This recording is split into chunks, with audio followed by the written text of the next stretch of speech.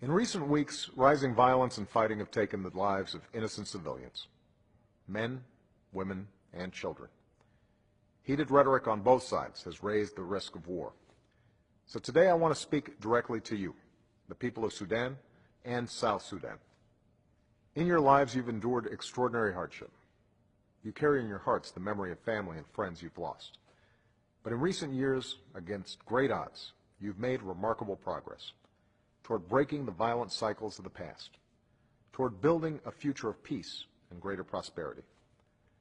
Now all that progress is at risk of unraveling. So my message to you today is simple. It doesn't have to be this way. Conflict is not inevitable. You still have a choice.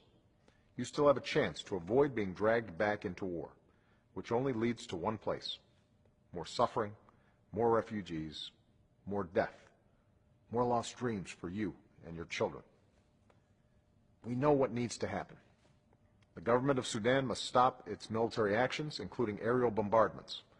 It must give aid workers the access they need to save lives. And it must end its support for armed groups inside the South. Likewise, the government of South Sudan must end its support for armed groups inside Sudan, and it must cease its military actions across the border. The presidents of Sudan and South Sudan must have the courage to return to the table and negotiate and resolve these issues peacefully.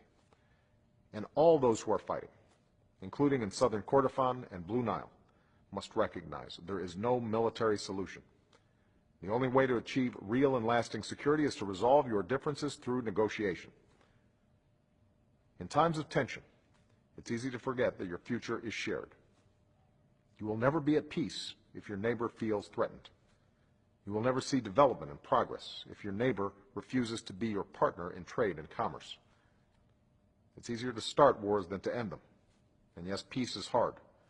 But the forces of history, which sometimes seem so large, are not beyond our control. Your future belongs to you. It is in your hands.